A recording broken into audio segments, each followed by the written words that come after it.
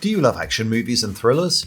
Are you curious if the guns the actors use on screen are real or just Hollywood props? Want to know exactly which model of firearm was used and how accurately the movie portrays it compared to the real thing? If so, you're in the right place. This channel was made for you. Hello and welcome to Hollywood Guns. I'm your host Wilson. Whether you're into action flicks, classic thrillers, or unforgettable TV shows, this is the place where movie magic meets real-world firearms. In this week's episode, I'm covering a film that surely is a modern classic. A slow-burning pressure cooker of a thriller directed by Denis Villeneuve and starring Benicio del Toro, Emily Blunt, and Josh Brolin. It moves with grim precision towards a final act that you sense is coming, but I'm sure no one could have fully predicted. And when this moment hits, it's not just a plot twist, it's a moral collapse. The final confrontation is one of the most shocking scenes I've ever seen on film. You think Alejandro is a righteous avenger, you think justice is coming, but in a few seconds, the line between hero and monster doesn't just blur, it vanishes with cold, surgical horror. This episode has been one of the most requested in the comments, and today we're breaking it all down. The history, its unmatched performance, the other films it quietly appeared in, and the final scene analysed frame by frame, shot by shot, and sound by sound. This is the HK Mark 23, the offensive handgun weapon system from the movie Sicario. ¿Quién eres? Es Manuel, comprobado.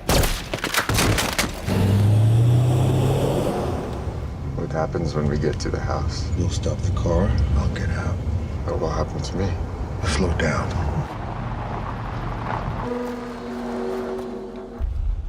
Señor Díaz.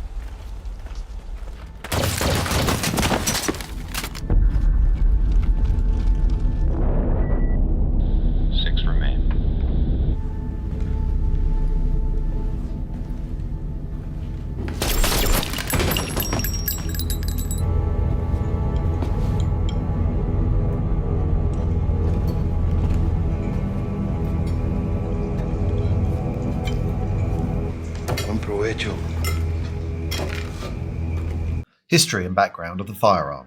This footage was filmed on location at Bear Arms Reference Collection in Scottsdale, Arizona. And I have to offer a quick apology. I'm currently overseas on an expedition to film several Holy Grail guns for future episodes. And while editing this one, I realized the lighting and focus weren't quite up to the usual standard. It seems that the Mark 23 is so covert and stealthy, even my camera had trouble locking onto it. The Heckler & Koch Mark 23 was designed not as a sidearm, but as an offensive handgun system, purpose-built for US Special Operations Command in the early 1990s. Chambered in .45 ACP, it was engineered to be used with a suppressor and a laser aiming module, making it ideal for surgical close-quarter missions.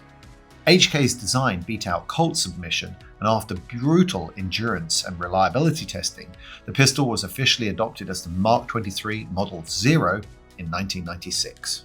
The Mark 23 is massive, closer in size to a Desert Eagle than a standard sidearm, with an almost 6-inch barrel and a standard-sized 12-round capacity magazine, which at the time was huge for that caliber when compared to the 1911 platform at about 7 to 8 rounds standard capacity.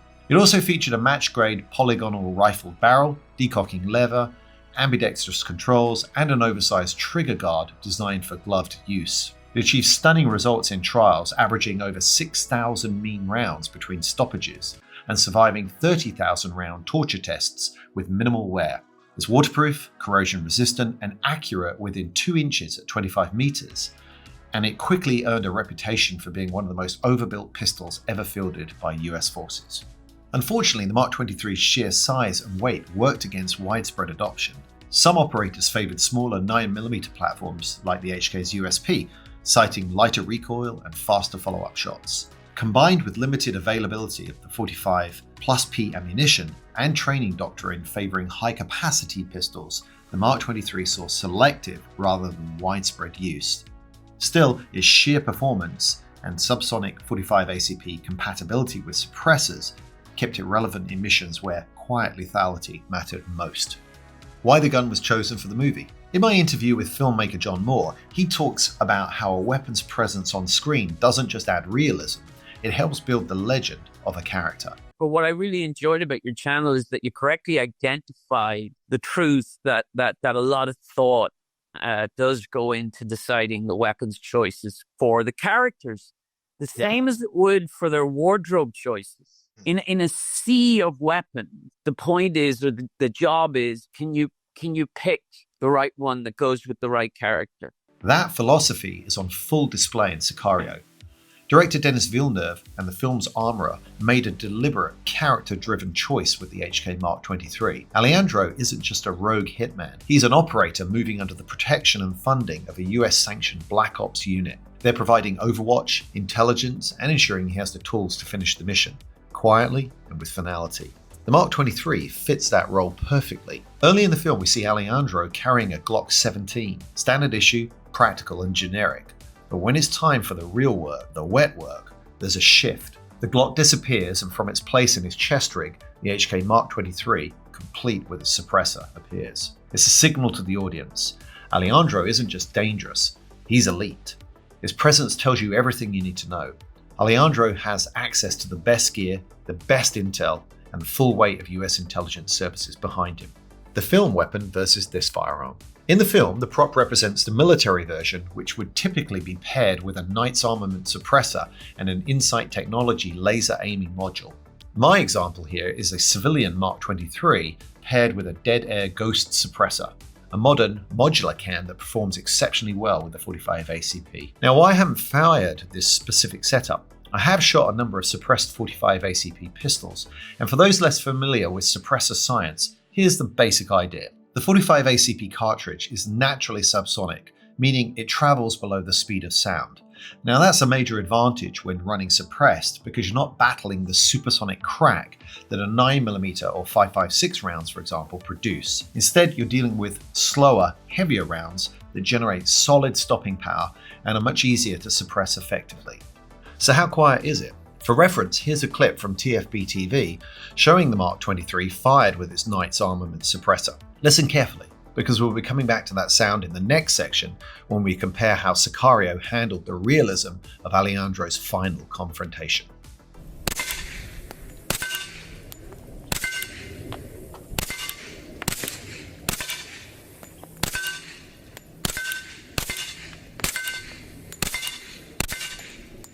By now, if you've been watching the channel for a while, you know the drill. Because of the movie clips that I use, I'm not allowed to earn traditional YouTube advertising revenue as the copyright holders claim all of that revenue. So that's where my sponsors come in.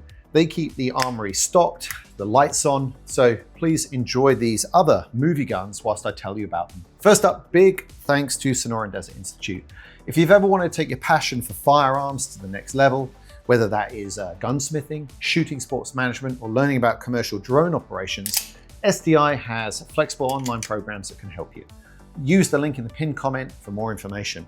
Oh, and also my own merchandise. If you like this content and want to support the channel, you can purchase an exclusive t-shirt that I designed from the YouTube store or find it via my website, hollywoodguns.com. Talking of t-shirts, here's a pretty cool one too. And I'd like to tell you about Guns International, the absolute best online location to track down regular, rare, and collectible firearms without bidding wars and middlemen. You can browse their listings, compare prices, and maybe even find something like this beautiful Browning high power made famous by Beverly Hills Cop. Accuracy of firearms portrayal in the movie. We don't see the Mark 23 until the film's final act. Alejandro hijacks a corrupt Mexican cop working for the cartel, and with real-time intel from a Predator drone overhead, uses him to pull over Manuel Diaz, the cartel's man from Phoenix, my hometown, for those of you who didn't know. Diaz has been summoned back to Mexico to meet his boss, and the team has been quietly tailing him to trace the path back to Fausto Alarcon, the drug lord, at the top of the food chain. Once the cop initiates the traffic stop, Alejandro eliminates him with a suppressed MP5 and then shoots Diaz in the leg, not to kill, but to leverage him. The plan is now clear. Alejandro will use Diaz to gain entry into the Alarcon's compound, springing a surprise attack and finally reaching the man who destroyed his family. It's a chilling and calculated moment. The Mark 23 is the tool he selects when it's go time. Firearm Capacity. The Mark 23 carries a 12-round flush-fit magazine with one in the chamber for a total of 13, and he uses them with chilling precision. First guard at the gate, 1 round. Manuel, comprobado. 3 guards at the perimeter, 1 round each. A 4th inside the house, 2 rounds. Fausto's wife and 2 sons, 3 rounds. Ahora vas a conocer a Dios. And finally, after Fausto watches the execution in frozen horror, 2 rounds for him.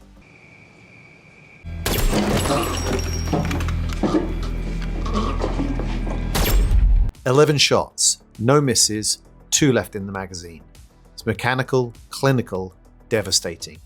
Grade A." No fue personal. Para mí sí. Caliber capability, and sound design.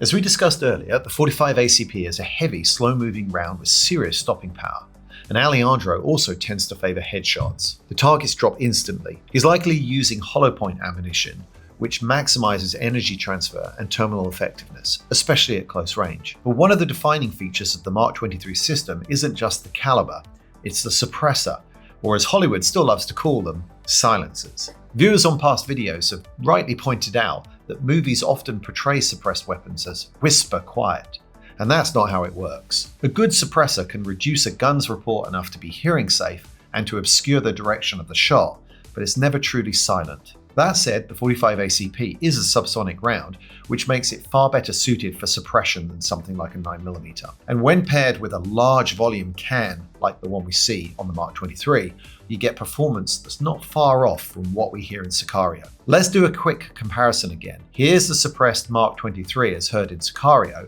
followed again by real-world footage from TFB-TV firing a similar setup.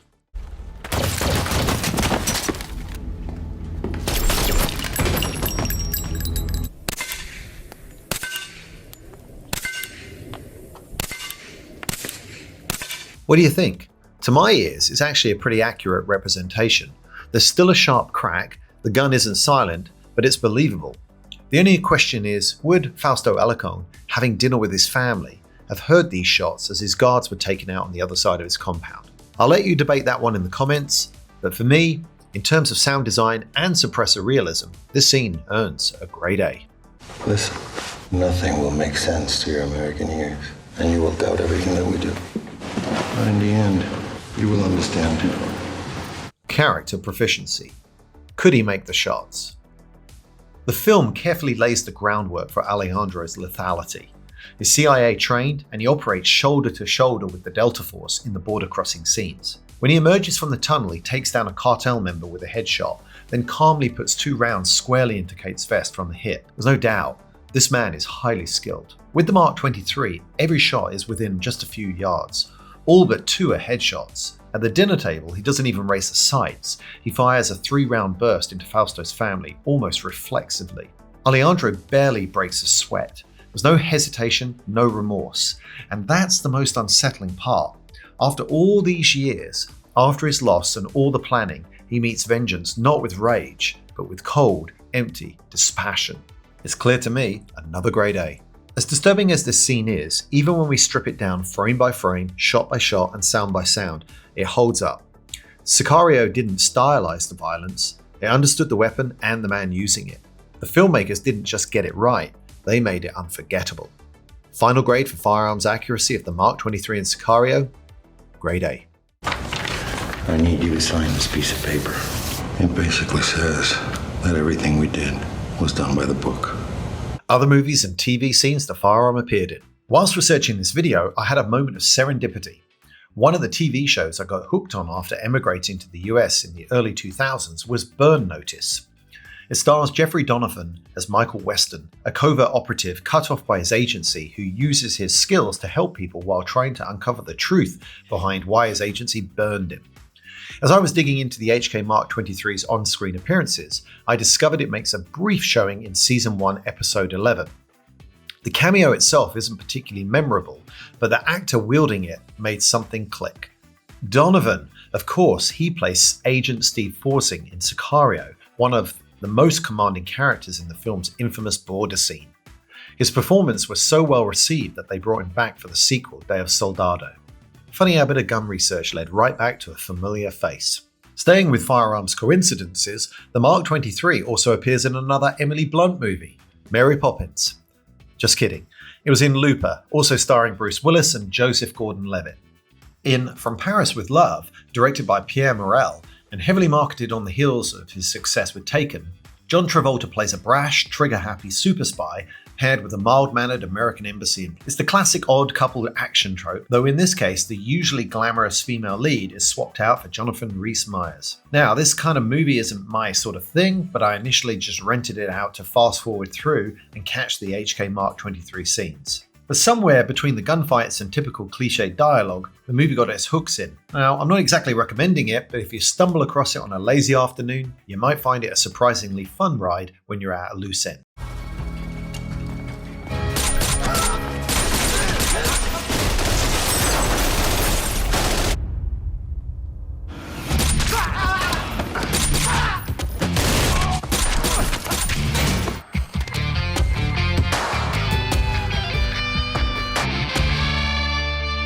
Terminator Salvation. Should they have quit while they were ahead with T2? Yes, I've said that many times. Had I watched this one before? Nope, T3 burned me out. But in preparation for this episode, I finally gave it a shot. After all, my fellow countryman Christian Bale rarely makes a bad movie. And true to form, Terminator Salvation turned out to be a pretty solid movie. It's not weighed down by recycling the old cast, and it does a decent job expanding John Connor's backstory in a post-apocalyptic setting. Was the end satisfying? Not particularly, but the rest of the film is gritty, mostly unpredictable, and more to the point, the HK Mark 23 gets some great scenes and solid screen time.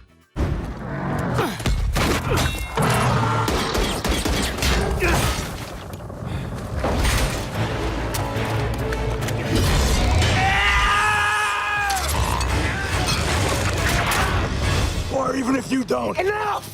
That gun ain't gonna stop shit! Nobody shot you in the heart and I see that thing beating a mile a minute. What are you? I don't know. And finally, the movie the Mark 23 was really made for. Navy SEALs, special operations, and all of it led again by Bruce Willis. I don't know how Bruce Willis finds a way into nearly every episode, and twice in this one, but there we are. He's one of the greats, and it's sad that he's no longer making movies. But fortunately, we get to celebrate his lifetime work on Hollywood guns. Here it is. Tears of the Sun.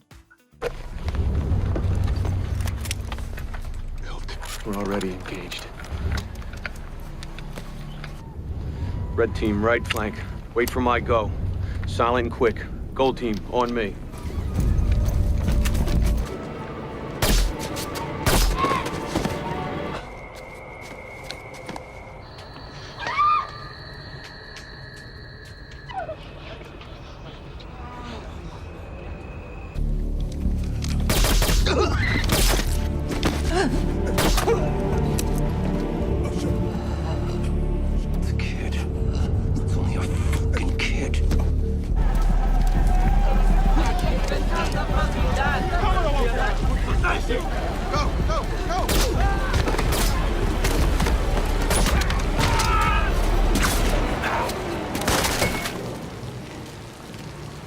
And that, ladies and gentlemen, is a wrap. I hope you enjoyed this episode.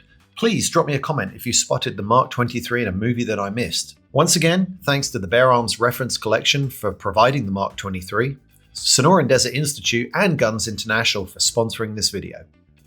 Please join me in the comments as I read all of them and let me know if there are any movies or movie guns that I've not featured yet on the channel that you think I should cover. And also, can you do me two big favors if you like this channel? One, check that you're subscribed and that the bell icon is on to alert you for future episodes. And two, please share this video with a friend who you think might enjoy the channel. The algorithm loves that sort of thing, and as the channel grows, I can gather more resources to film exotic movie guns, fictional prop weapons, and seek out interesting interviewees like armorers, directors, and perhaps one day, actors. That's it. I'll see you in the next one, next week. You will not survive here. You're not a wolf, and this is the land of wolves now.